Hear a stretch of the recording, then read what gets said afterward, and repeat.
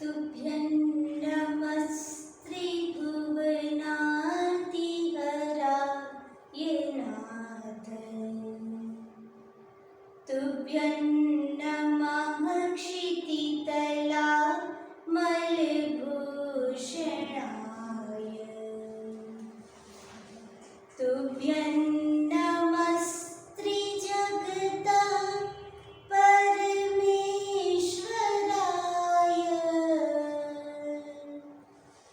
तुभ्यं नमो जिनभवोदधिशोषणाय।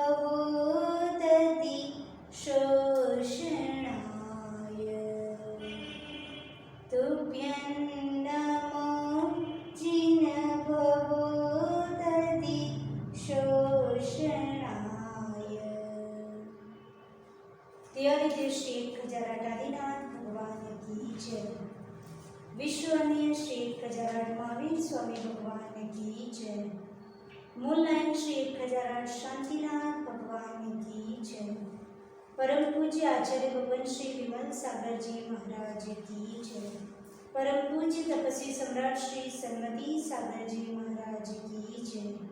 युग प्रमुख श्रवणाचार्य गणाचार्य गुरुदेव श्री विराट सागर जी महाराज की जय। द्वादशाम जीवाणी माता की जय।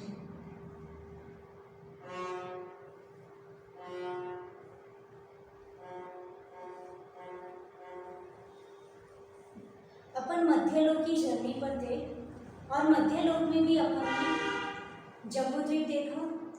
जम्बूद्वीप में अपन ने विदेह क्षेत्र को देखना था और विदेह क्षेत्र में सेंटर का जो सुमेरु पर्वत है उसको अपन ने पूरी तरह से समझ लिया। देवपुर और उत्तर पुर जो उत्तम भूमि है उसकी रचना को भी समझा। उसमें जो जम्बू वृक्ष और सालमली वृक्ष के अकृत्रिम चैत्यालय है उसको भी हमने देखा।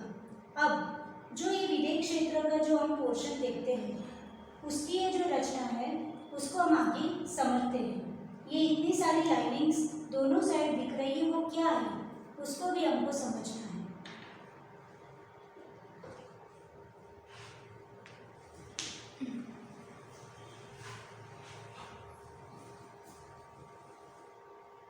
तो जो पूर्व विदेह और पश्चिम विदेह दो पार्ट कैसे पढ़े, किस प्रकार से पूर्व विदेह की रचना है, किस प्रकार से पश्चिम विदेह की रचना है, कहाँ पर विद्यमान बीज तीर्थंकर की जो हम रोज पूजा करते हैं उस समय जो अर्घ चढ़ाते हैं वो विद्यमान बीज तीर्थंकर कहाँ पर होते हैं।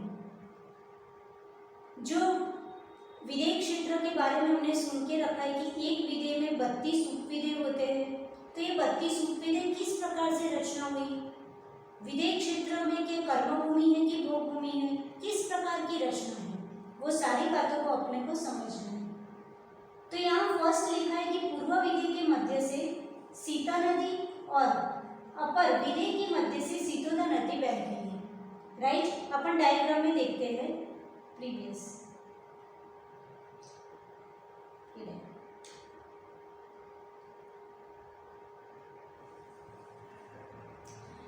तो अपन सबको पता है कि जो विदेह क्षेत्र है उसके सेंटर में सुमेरु पर्वत है और सुमेरु पर्वत के आने से विदेह क्षेत्र के दो पार्ट हो गए हैं।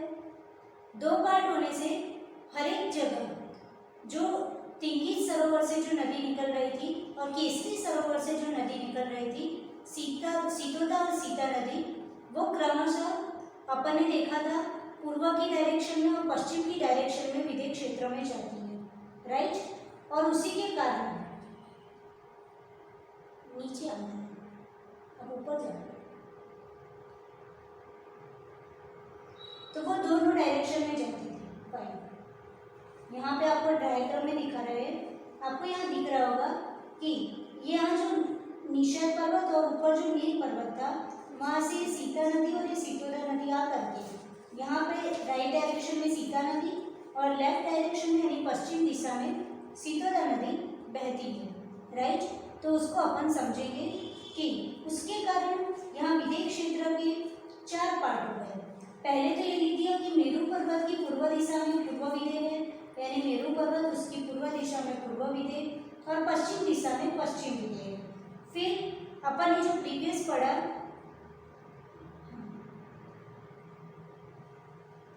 लिखा था कि पूर्व विदय के मध्य से कौन सी नदी, सीता नदी, और जो पश्चिम विदय है, अपर विदय का मतलब हुआ है पश्चिम विदय, तो पश्चिम विदय के मध्य से कौन सी नदी, तो सीतोदा नदी बह रही है। फिर इन नदियों के दक्षिण और उत्तर तटों के द्वारा क्या 4 क्षेत्र बन गए। कैसे 4 क्षेत्र बने, तो बहुत सिंपल है, आप थियरी देख के घबराना नहीं, वहां देखोगे तो आपको ये सारे सेंटेंस इजीली समझ में आएंगे। इन 4 क्षेत्रों में से प्रत्येक क्षेत्र में क्या क्या रचना है, तो 2 वन है, 2 वन वेदियां है, 3 विभंगा नदी है, 4 बक्सर पर्वत है, ठीक है। उसके द्वारा कुल 9 विभाग हुए। अब ये जो सेंटेंस लिखा है कि 9 विभाग हुए, उसमें 2 वन वेदियां आई, 3 विभंगा नदियां आई, 4 बक्सर पर्वत आए, तो ये सबकी रचना किस प्रकार है और ये 4 क्षेत्र कैसे बने, तो अपन डायग्राम में देखते हैं। नेक्स्ट यहाँ आपको इजीली समझ में आ रहा है। पहले तो अपन ने देख लिया था कि सुमेरु पर्वत का ये डायरेक्शन को बोल दिया था पूर्व विदय, सुमेरु पर्वत की लेफ्ट डायरेक्शन यानी पश्चिम दिशा को बोल दिया था पश्चिम विदय, राइट।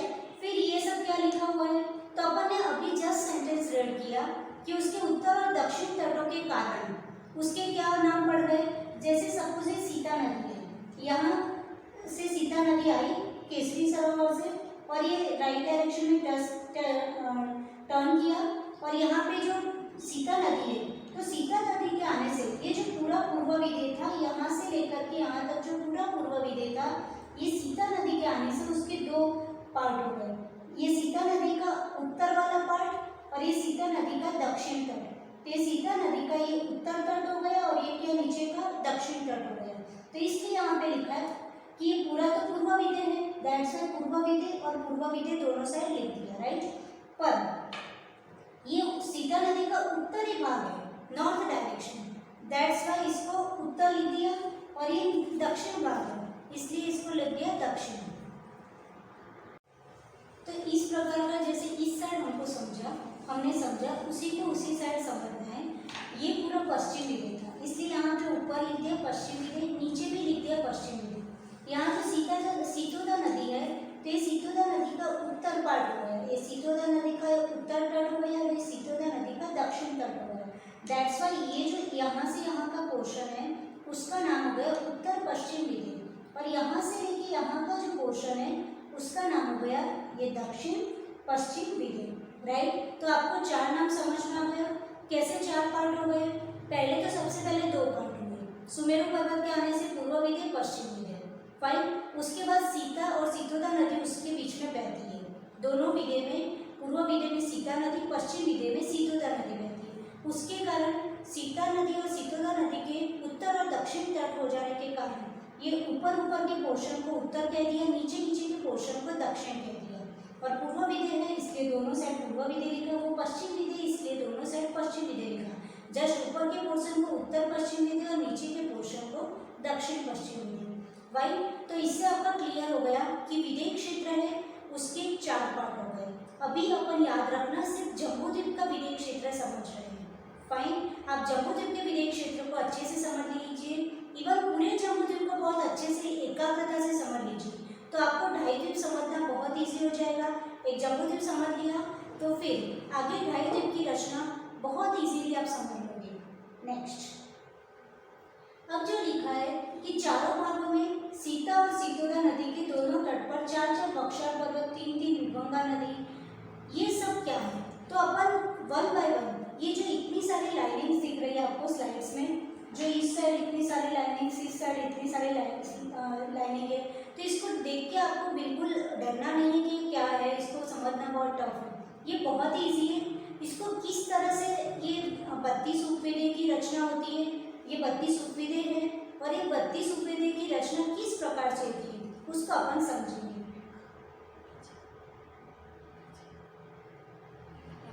तो ये जो लिखा है, इन नदियों के दक्षिण और उत्तर तटों के द्वार पर 4 क्षेत्र बन गए। तो 4 क्षेत्र आपको समझ में आ गया।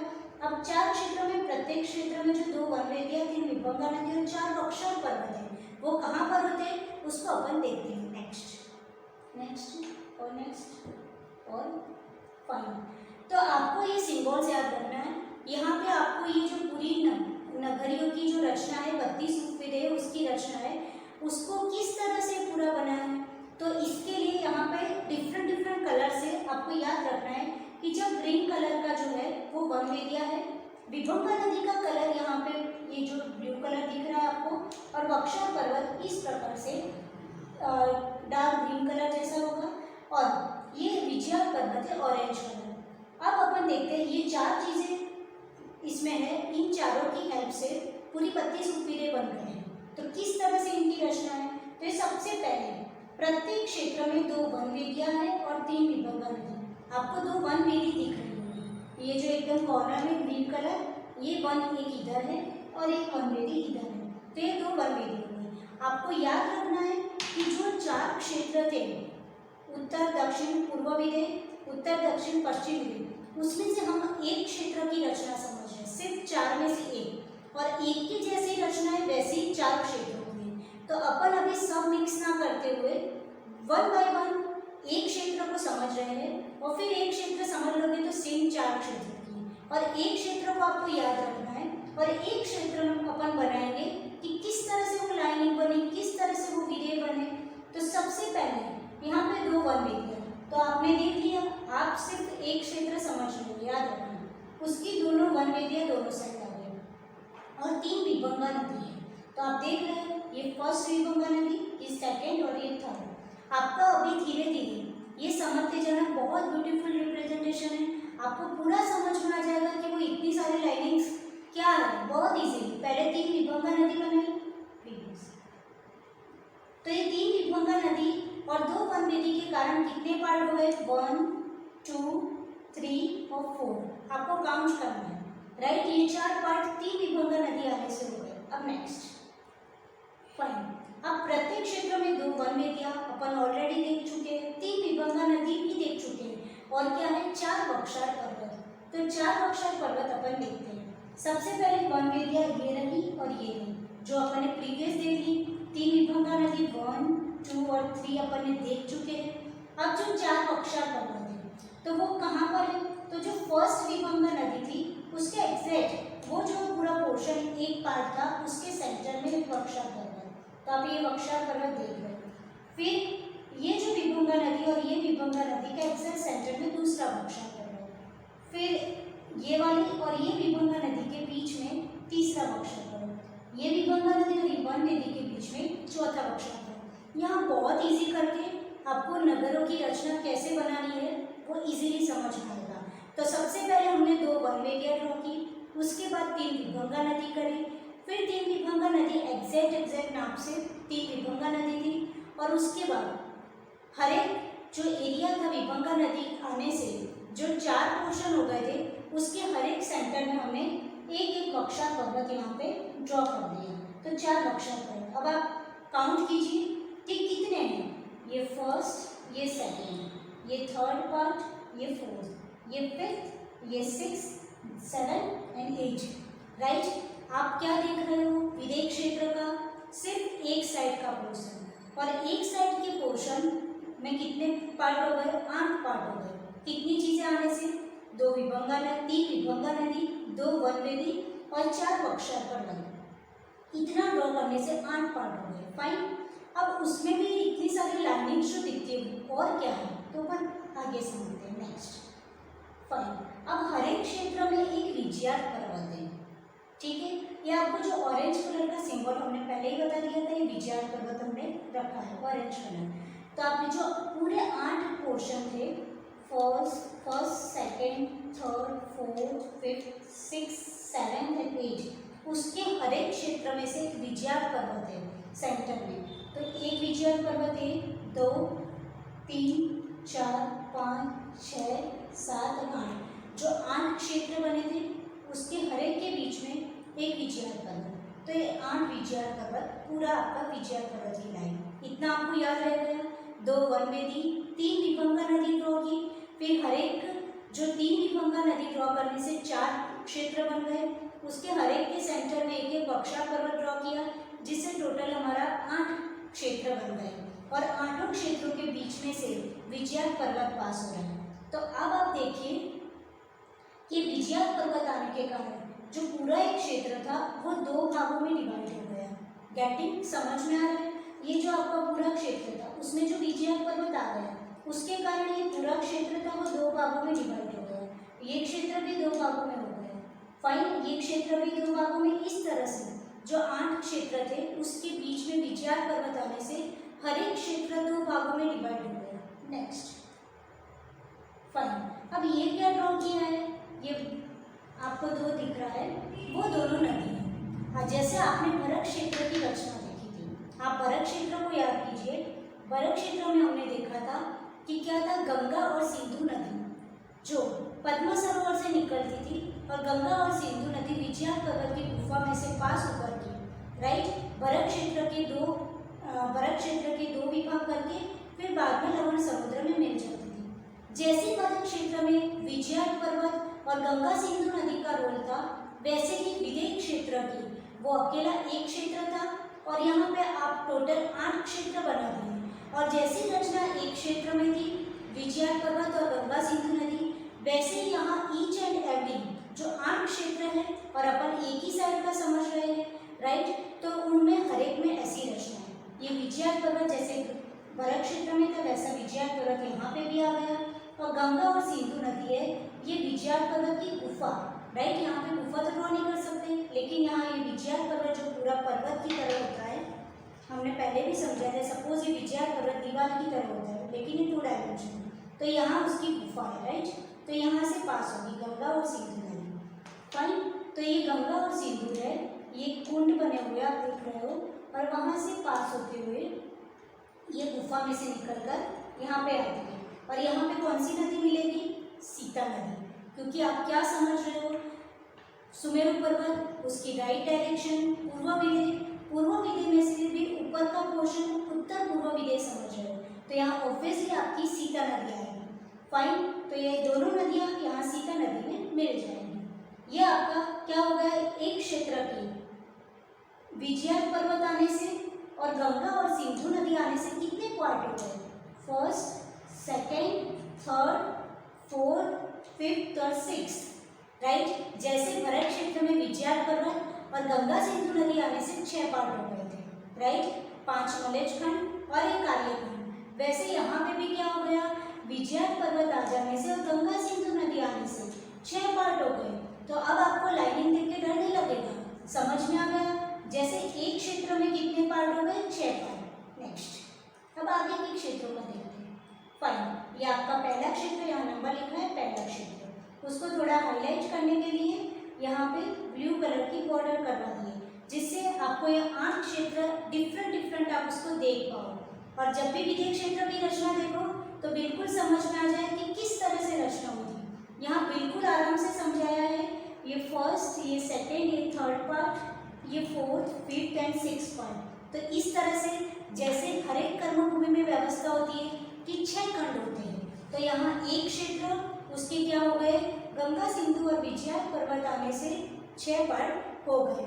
फाइन, अब तीर्थंकर भगवान कहाँ जन्म लेते हैं 6 खंड में से, कहाँ चक्रवर्ती प्रशस्ति लिखता है, वो हम धीरे धीरे बाद में देखेंगे। सबसे पहले हम 8 क्षेत्रों को देख लेते हैं और फिर 8 क्षेत्र एक डायरेक्शन के हो गए, ऐसे बाकी डायरेक्शन का भी समझ लेते हैं। फिर आगे अपन समझेंगे कि इनमें से विदेह क्षेत्र के विद्यमान स्थित्यंकर किस एरिया में होते हैं। नेक्स्ट, फाइन, जैसी रचना एक क्षेत्र में थी वैसे ही रचना दूसरे क्षेत्र में भी गंगा और सिंधु नदी और ये विजयार पर्वत आने से first, second, third, fourth, fifth, sixth, यहाँ थोड़ी मिस्टेक है। ये जो ड्राइंग किया हुआ है उसमें नंबर लिखने में थोड़ी मिस्टेक है, इस तरह से आएंगे फर्स्ट, सेकेंड, थर्ड, यहाँ फोर्थ आएगा, यहाँ फिफ्थ आएगा, यहाँ सिक्स्थ, राइट, इस तरह से रहेगा।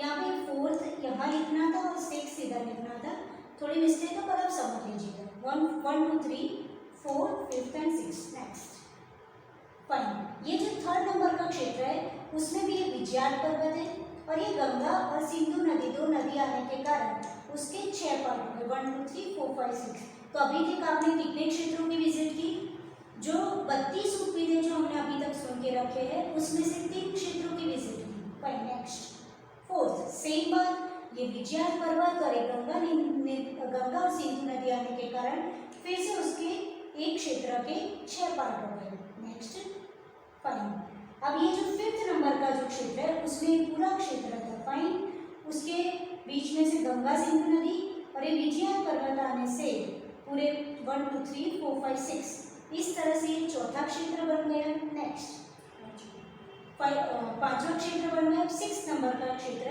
ये पूरा क्षेत्र था उसके बीच में से गंगा और सिंधु नदी और विजया पर्वत आने से उसके 6 पार्ट हो गए 1 2 3 4 5 6।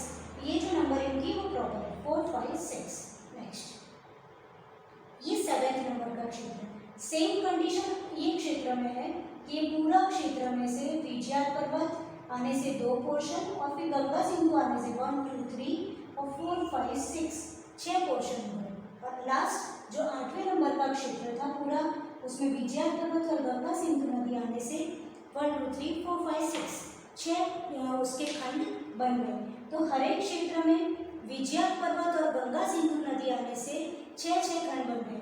अब कोई आपको इतना डिटेल में ना समझाए, सिर्फ आपको ये डायग्राम सामने रख दे तो कोई भी व्यक्ति डर जाएगा कि कितना टफ है, ये कितनी सारी लाइनिंग्स है, क्या चीज़ है। लेकिन समझने के बाद कितना इजी लगा कि कितनी सुंदर रचना है। सिर्फ 2 वन वे थी और 3 की गंगा नदी आने से 4 पोर्शन हो गए थे, राइट। और फिर 4 क्षेत्र हो गए, फिर हर एक के बीच में से एक एक वक्षागिर निकला तो 8 क्षेत्र हो गए। अब 8 क्षेत्र सेपरेट हो गए। फिर 8 क्षेत्र में भी हर एक के बीच में से एक विजया पर्वत आ गए तो हर एक क्षेत्र 2 भागों में डिवाइड हो गया। फिर उसके बाद हर एक क्षेत्र में से गंगा और सिंधु नदी निकली। आप देख रहे हो हर एक क्षेत्र में से गंगा सिंधु नदी निकली और फिर विजया पर्वत आई तो उसके कारण 6 पोर्शन हो गए। यानी हर एक क्षेत्र के 6 खंड हमने देख लिए। जैसे भरत क्षेत्र देखा था वैसे यहाँ पे 8 क्षेत्र हमने देखे और हर एक क्षेत्र में 6 खंड देखे। नेक्स्ट यहाँ पे आपको दिख रहा है 6 खंड आपको दिख गए। यहाँ पे अलग अलग बॉर्डर इसलिए की है कि वो ऐसे कोई बॉर्डर वहाँ पे नहीं होती, कोई बाउंड्री नहीं होती। ये जस्ट आपको ये जो दिख रही है पूरी वो इसलिए कि आपको 8 क्षेत्र है वो बिल्कुल क्लियर दिख जाए कि फर्स्ट सेकेंड ये थर्ड ये फोर्थ। और जो अपन नॉर्मल जो डायग्राम देखते हैं उसमें कोई ऐसे सेपरेट करके नहीं रखते कि बॉर्डर अलग दिखा है, वो तो नॉर्मल ऐसी लाइनिंग्स दिखती है तो हमको डर लगता है कि ये सब क्या है, बहुत टफ है। लेकिन यहाँ आपको समझाने के लिए बिल्कुल सेपरेट दिखाया जाएगा। Next fine. अब ये आपको जो दिख रहा है ये नंबरिंग हटा दिया जिससे आपको समझ में आए कि आप जो डायग्राम अभी तक देखते हो ना वो डायग्राम में नंबरिंग नहीं होता, वो नंबरिंग आपको 6 खंड गिनाने के लिए हर एक में किया था। अब नंबरिंग हटा दिया तो ऐसा दिखेगा। Next fine, this is a beautiful diagram, right. अब अपन ने अभी तक कितना समझा था, यहाँ से लेके यहाँ तक के जो 8 क्षेत्र थे first second third fourth fifth 6 7 तक 8 एक साइड का हमने समझ लिया। और जैसी रचना एक साइड है वैसे ही बाकी की जो रिमेनिंग 3 साइड्स है उसमें है। ये आपका सुमेरु पर्वत, ये पूर्व उत्तर पूर्व देवगिरी का व्हाइट कलर का पोर्शन खाली है क्योंकि वो ऑलरेडी आप समझ चुके हो इसलिए हम ब्लैंक छोड़ दिए।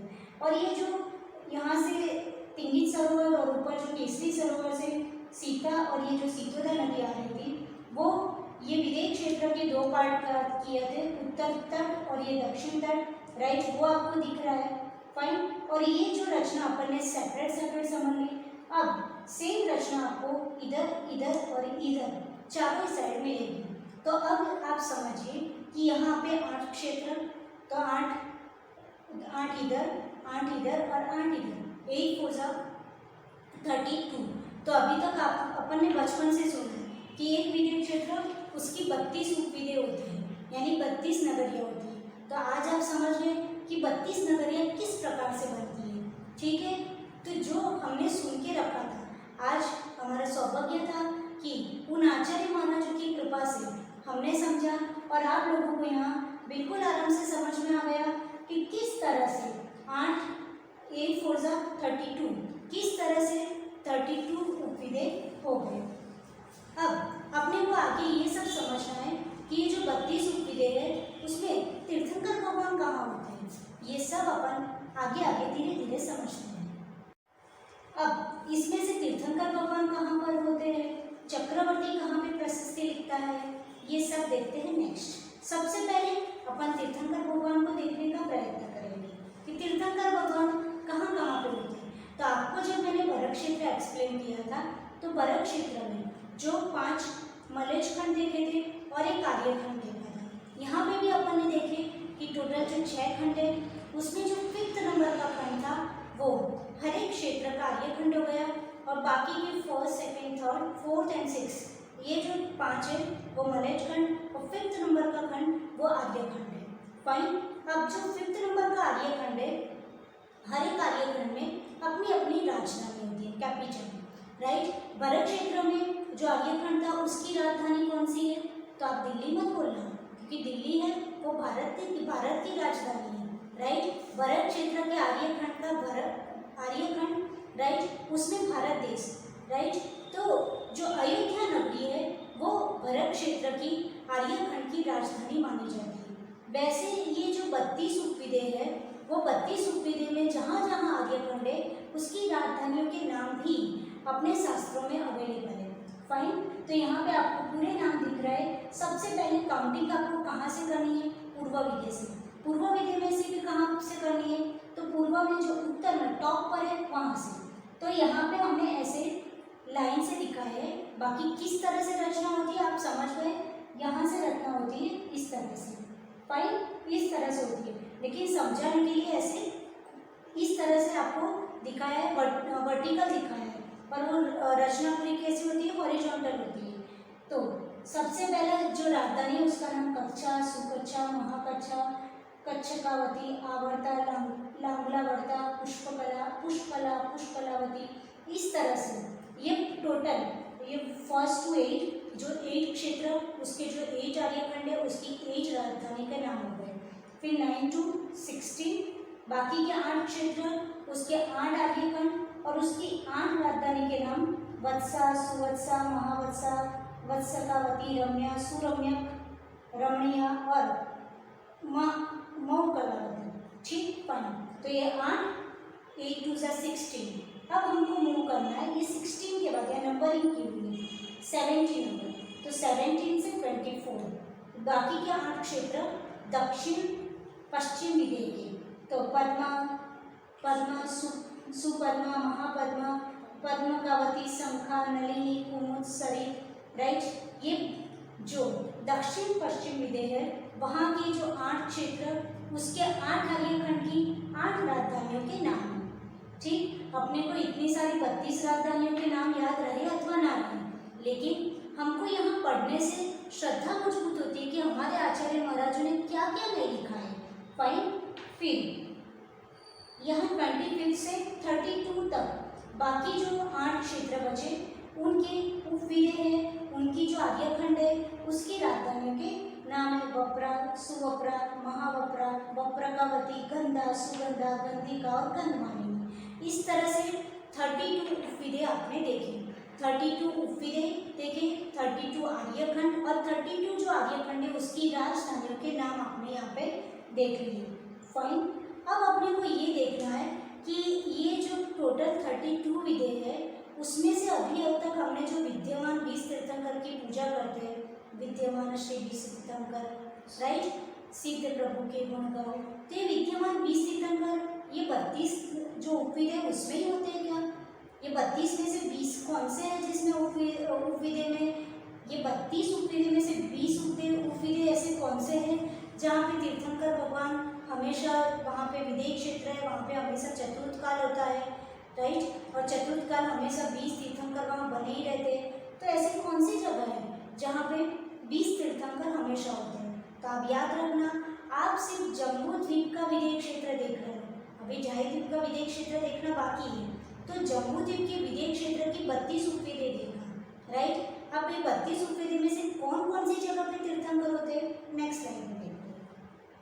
फाइन। अब जो आपने अभी तक उपविदय देखे उसको यहाँ पे क्या कर दिया, जिस तरह से जिस पोजीशन में होता है वैसे ही लिख दिया। यहाँ से आपने देख लिया 1 to 8, फिर यहाँ 9 to 16, फाइन। फिर यहाँ आप देख रहे हो 17 to 24 और फिर यहाँ जाना और 25 to 32। समझना है किस तरह से नगरों की रचना है। यहाँ से स्टार्ट होता है, यहाँ एंड होता है, 8वां क्षेत्र है, फिर यहाँ से स्टार्ट हो जाता है, यहाँ 16 नंबर का एंड हो जाएगा, फिर यहाँ से स्टार्ट होगा, यहाँ 24 नंबर एंड होगा और यहाँ 25 से स्टार्ट हो जाएगा और यहाँ 32 एंड होगा। जो अपन ने अभी वर्टिकल देखा था ना, उसको बिल्कुल प्रॉपर डायरेक्शन में अरेंज है। और आपको ये अक्षर, ये लेटर्स पढ़ने में आए अथवा ना आए, आपने अभी प्रीवियस डायग्राम में देख लिया। जस्ट अपने को यहाँ पे देखना है कि जो विद्यमान 20 तीर्थंकर हैं वही 32 उपविधि में से कहाँ पर होते हैं। तो आपको दिख रहे हैं, 4 दिख रहे हैं यहाँ पे, राइट। दिस वन, इस साइड, इस साइड, इस साइड और इस साइड, ये तो 4 ही माता जी। बाकी 16 का क्या? तो आपको जम्बूद्वीप के विदेश क्षेत्र में 4 तीर्थंकर ही मिलेंगे। बाकी जो 16 है वो द्वायद्वीप में आप पूरा पढ़ोगे, तब 16 तीर्थंकर कहाँ पर होते हैं, उनके दर्शन अपने को तब होंगे। अभी अपने को जम्बूद्वीप के विदेश क्षेत्र में जो 32 उपविधि है उसमें फिक्स होता है कि जो 8वां नंबर का, फाइन, 8वां नंबर का जो उपविधि है, राइट, उसकी जो पुष्कलावती नाम की जो राजधानी थी, वो राजधानी में सबसे पहले तीर्थंकर जो सिमंदर स्वामी, आपने नाम सुना है, वो सिमंदर स्वामी यहाँ पर होते हैं। जम्बूद्वीप विदेश क्षेत्र, उसमें पूर्व उत्तर विदेश, राइट, उसमें 8वें नंबर का क्षेत्र, 8वें नंबर के क्षेत्र में जो आर्यखंड है, वो आर्यखंड की राजधानी जो है वहाँ पर सिमंदर स्वामी होते हैं, राइट। तो आप सिमंदर स्वामी के आप दर्शन किए, कहाँ पर होते हैं? अपन रोज बोलते हैं कि सिमंदर स्वामी, नाम भी सुना होगा कि विदेश क्षेत्र में होते हैं, लेकिन विदेश क्षेत्र में इस जगह पर होते हैं। तो ये सिमंदर स्वामी। फिर ये जो 9th नंबर का, 8 नंबर, 9th नंबर, सेकेंड जो लोगों को विद्यमान 20 तीर्थंकर भगवान के नाम जिनको याद होगी उनको पता होगा, फर्स्ट नंबर के तीर्थंकर है सिमंदर स्वामी, सेकेंड नंबर के तीर्थंकर है युगमंतर जी। तो ये 9th नंबर का जो क्षेत्र है उसका आर्यखंड में कौन से तीर्थंकर होते हैं? युगमंतर जी। तो ये सिमंदर स्वामी जी के दर्शन यहाँ पे होते हैं, और ये 9th नंबर के क्षेत्र में युगमंतर जी के। फिर ये क्षेत्र, राइट, ये कौन सा नंबर आएगा? 24, फाइन, 24 नंबर। और यहाँ पे आपका कौन सा दक्षिण पश्चिम विदेश है, उसके 24 नंबर क्षेत्र के आर्यखंड की राजधानी में कौन से तीर्थंकर भगवान के दर्शन होंगे? बाहू जी, ठीक है, सिमंदर जी, युगमंतर जी, बाहू जी। तो जो 3rd नंबर के तीर्थंकर है बाहू जी, वो उनके दर्शन इधर होंगे। और यहाँ से अपन 24 के बाद 25 नंबर का जो क्षेत्र है उसके आर्यखंड की राजधानी में जो 4थे नंबर के तीर्थंकर सुबाहु जी, उनका जन्म इधर, उनका क्षेत्र ये, इस एरिया में वो जन्म लेते हैं, तो सुबाहु जी। तो आपको समझ में आ गया कि जम्बूद्वीप के विदेश क्षेत्र के जो 32 उपविधि किस प्रकार है, और 32 उपविधि में से फिक्स है कौन कौन सी जगह पे, सिमंदर जी, युगमंतर जी और बाहू जी और सुबाहु जी। जो फर्स्ट 4 तीर्थंकर, 20 तीर्थंकर में से 4 तीर्थंकर होते हैं, वो जम्बूद्वीप के इस क्षेत्र पर, इस क्षेत्र के इस आर्यखंड की उनकी जो राजधानी है वहाँ पर उनका जन्म होता है और वहाँ उनका प्लेस होता है। तो विद्यमान 20 तीर्थंकर में से हमने 4 तीर्थंकर के दर्शन यहाँ पे कर लिए। बाकी के 16 तीर्थंकर के दर्शन करने के लिए आपको पेशेंस के साथ और एकाग्रता के साथ द्वायद्वीप आगे समझने मिलेगा। तो आज हमको खुशी है कि जिसके बारे में हम रोज पूजा करते हैं उनके हमने दर्शन भी कर लिए, वो कहाँ पर होते हैं उन सब के बारे में हमने समझा। अब आगे अपने को बहुत सारी चीज़ें समझनी है कि कहाँ पर चक्रवर्ती होता है, तो चक्रवर्ती कहाँ पे प्रशस्ति लिखता है। फाइन, तो अब अपन एक बार जो प्रीवियस डायग्राम था वहाँ मूव करते हैं। चक्रवर्ती अपनी प्रशस्ति कहाँ पे लिखता है वो देखने अपन जाते हैं। प्रीवियस वो नहीं, जो लास्ट आएगा हमारा, जहाँ 1 2 3 4 5 6 लिखा हुआ है, इसके बाद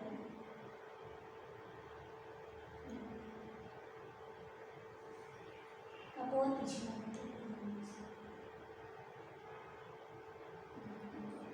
और गौरव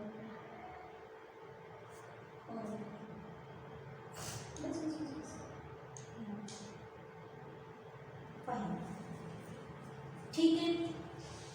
अपन फिर से वहाँ पे आ गए जो 8 क्षेत्र देखे। अब जैसे रचना 8 की है, एक क्षेत्र के 8 क्षेत्र, एक एरिया के 8 क्षेत्र की, वैसे ही अपने को चारों साइड समझनी है। तो अब चक्रवर्ती कहाँ प्रशस्ति लिखता है?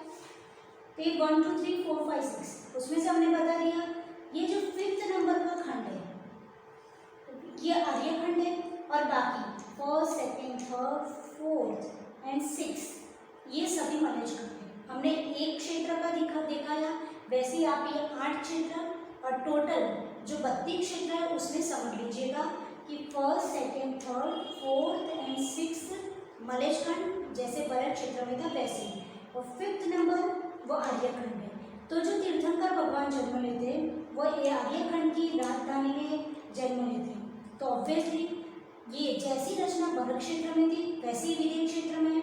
बरक क्षेत्र कर्मभूमि थी, विदेह क्षेत्र भी कर्मभूमि है, राइट। जो आपने बीच में देवपुरु और उत्तर पुरु देखा था वो गोभूमि है, और ये पूर्व विदेह और पश्चिम विदेह टोटली कर्मभूमि है। इसीलिए कर्मभूमि में ही तीर्थंकर भगवान जन्म लेते हैं।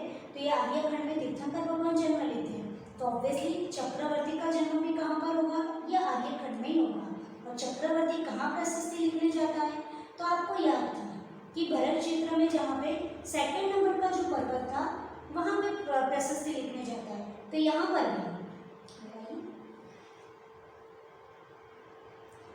पर भी जो 2nd नंबर का क्षेत्र है ये फाइन, ये जो 2nd नंबर का क्षेत्र है चक्रवर्ती तीर्थंकर सबका जन्म तो 5th नंबर के खंड जो आर्यखंड है वहाँ ही होगा, लेकिन प्रशस्ति लिखने के लिए यहाँ पे जाते हैं 2nd नंबर का जो क्षेत्र है। तो जो क्षेत्र में जो आर्यखंड है 5th नंबर के वहाँ जो चक्रवर्ती होंगे वो अपनी अपनी प्रशस्ति लिखने अपने अपने क्षेत्र के दूसरे नंबर के मलेज खंड में जाएंगे। गेटिंग? तो आपको यहाँ पे ये समझ में आ गया कि चक्रवर्ती प्रशस्ति लिखने कहाँ जाते हैं, तीर्थंकर भगवान जो विदेह क्षेत्र में उनका जन्म कहाँ पर होता है, ये समझ में आ गया।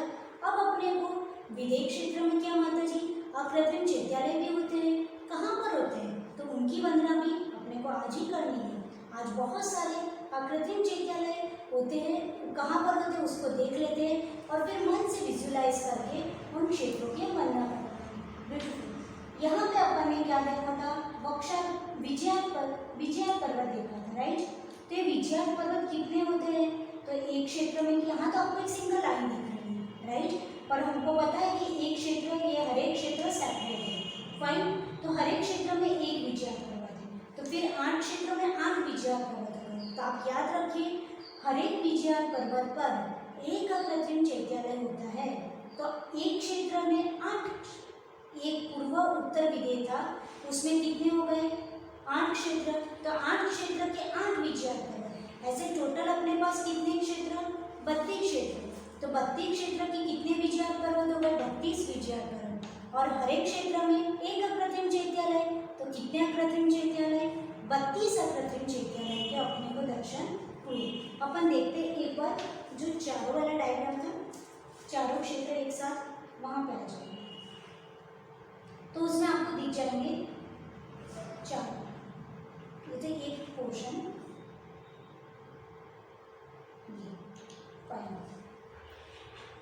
ये अपन ने अभी जो क्षेत्र देखा वो यहाँ से लेके यहाँ तक, यहाँ से लेके यहाँ तक के 8 क्षेत्र देखे। ऐसी ही रचना हम बार बार बोल रहे हैं, चारों साइड है, फाइन। ये 8 विजया पर्वत 1 2 3 4 5 6 7 एंड 8 ऐसे ही आपको चारों साइड। तो 8 4 32 विजया पर्वत हुए, और 32 विजया पर्वत पर हर एक पर्वत पर एक एक अकृत्रिम चैत्यालय। तो 32 पर कितने हो जाएंगे? 32 अकृत्रिम चैत्यालय। तो आपने फिर से समझ लिया भाव सहित यहाँ पे अपने को विजुलाइज करना है कि विजया पर्वत है, यहाँ पे क्या होता है? एक अकृत्रिम चैत्यालय होता है। तो उनकी यहाँ से बैठ के हम भाव सहित वंदना कर सकते हैं। तो अभी तक अपन ने कितने अकृत्रिम चैत्यालय की वंदना की? जम्बूद्वीप में। सबसे पहले बरक क्षेत्र के विजया पर्वत की पूर्व दिशा में, हिमवान पर्वत की पूर्व दिशा में 2nd, महाहिमवान पर्वत की पूर्व दिशा में 3rd अकृत्रिम चैत्यालय, निषद पर्वत की पूर्व दिशा में 4था अकृत्रिम चैत्यालय, फिर सुमेरु पर्वत के 16 अकृत्रिम चैत्यालय। तो 16 और 4 20 हो गए, फाइन। फिर जो अपन ने 4 गजदंत पर्वत देखे थे, 4 गजदंत पर्वत की जो सुमेरु पर्वत की साइड का जो कोना था चार अकृत्रिम चैत्यालय, 4 बचदन पर्वत के 4 अकृत्रिम चैत्यालय, तो टोटल 24 हो गए। फिर जम्बू वृक्ष पर एक अकृत्रिम चैत्यालय था, वो 25, और सालमली वृक्ष पर एक अकृत्रिम चैत्यालय के दर्शन किए थे, वो 26 नंबर। और फिर ये जो पूर्व विंध्य और पश्चिम विंध्य के टोटल जो 32 विजयाट पर्वत है, उसके 32 विजयाट पर्वत के 32 अकृत्रिम चैत्यालय, तो टोटल कितने हो जाएंगे? 26 पहले के और 32 पूर्व विंध्य और पश्चिम विंध्य के। तो ये टोटल मिला के अभी तक आपने, और 16 यहाँ पे सुमेरु पर्वत की रचना लिखी। तो 26 पहले के और 32 ये 58 अकृत्रिम चैत्यालय की हमने क्या की? वंदना की। याद हो गया? कहाँ कहाँ पर अकृत्रिम चैत्यालय होते हैं? तो टोटल अभी तक 458 अकृत्रिम चैत्यालय पूरे मध्यलोक में है, उसमें से अभी सिर्फ हमने 58 अकृत्रिम चैत्यालय की वंदना की है। अभी रिमेनिंग 300 अकृत्रिम चैत्यालय, 400 अकृत्रिम चैत्यालय अभी बाकी है। फाइन। अब अभी अपन और देखते हैं कि और अकृत्रिम चैत्यालय के विधेय क्षेत्र में होते हैं। 32 विजयाट पर्वत पर 32 अकृत्रिम चैत्यालय हो गए। अब आपको याद है कि हर एक क्षेत्र में कितने बक्षार पर्वत है? तो अपन पहले एक वाला जो डायग्राम था उसको देखते हैं, जिससे आपको जूम करके अच्छे से दिख पाए। एक वाला बोल दीजिए, एक क्षेत्र एरिया। हर एक क्षेत्र में हमने देखा था 4 बक्षार पर्वत होते हैं, आपको याद है ना? फाइन। यह बक्षार पर्वत second, third and fourth, right. हर एक बक्षार पर्वत पर एक अकृत्रिम चैत्यालय होता है। फाइन। अपन जब आगे देखेंगे तब अपन एग्जैक्ट पोजीशन भी देखने का ट्राई करेंगे नेक्स्ट सेशन में, कि बक्षार पर्वत पे और विजयाट पर्वत पे कहाँ पर होता है अकृत्रिम चैत्यालय। इतना बड़ा बक्षार पर्वत है, फाइन, तो वहाँ पे अब जो अकृत्रिम चैत्यालय उसकी पोजीशन कहाँ पर है वो अपन बाद में देखेंगे। आज जस्ट इतना समझ लीजिए कि कौन कौन से अकृत्रिम चैत्यालय कहाँ कहाँ पर है विधेय क्षेत्र में। तो ये हर एक बक्षार पर्वत पर एक एक अकृत्रिम चैत्यालय। तो ये एक क्षेत्र था, एक क्षेत्र में 4 बक्षार पर्वत, तो 4 क्षेत्र हैं टोटल। तो 4 क्षेत्र में कितने बक्षार पर्वत हो जाएंगे? 16। अब अपन 4 वाला डायग्राम पे आ जाए। तो 16 बक्षार पर्वत पर 16 अकृत्रिम चैत्यालय। तो अभी आपके कितने हुए थे? 58।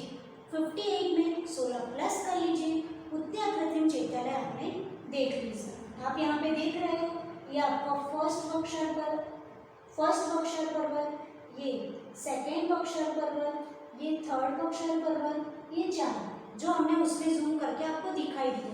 ये 4 बक्षार पर्वत इधर भी है, सेम रचना, 4 बक्षार पर्वत इधर और 4 बक्षार पर्वत इधर। तो 16 बक्षार पर्वत, हर एक बक्षार पर्वत पर एक अकृत्रिम चैत्यालय, तो 16 फिर से, तो 58 प्लस 16 कर दिया, 58 प्लस 16 74 अकृत्रिम चैत्यालय की हमारी वंदना आज हो गई। तो अभी तक 458 अकृत्रिम चैत्यालय में से 74 अकृत्रिम चैत्यालय की वंदना हमने फिनिश की। आज इतना ही रखते हैं, कल हम इसकी पोजीशन देखेंगे कि बक्षार पर्वत में कहाँ पर अकृत्रिम चैत्यालय होते हैं। और इस तरह से हमने पूरे जम्बूद्वीप में से बर्फ क्षेत्र को समझा, किस तरह से 6 पार्ट हुए, कहाँ पर अकृत्रिम विजयाट पर्वत पर कहाँ पर अकृत्रिम चैत्यालय उसको समझा, हिमवत पर्वत को समझा, फिर उसके बाद नेक्स्ट जो क्षेत्र था हिमवत क्षेत्र उसको देखा था, फिर हमने महाहिमवत पर्वत को देखा था, फिर हरेक क्षेत्र को देखा था, ठीक है। फिर हम अपन निषद पर्वत को देखा, उसके बाद विधेय क्षेत्र में सुमेरु पर्वत को देखा, और उसके साथ हमने पंचमेरु को भी देख लिया था। और पंचमेरु में से विधेय क्षेत्र में सिर्फ सुदर्शन मेरु होता है, उसको हमने समझा। फिर उसके 2 पोर्शन है, पूर्व विधेय और पश्चिम विधेय में इतनी सारी लाइनिंग्स क्या होती है, वो सब कितना ईजी है, आज ये सब हमको समझ में आ गया।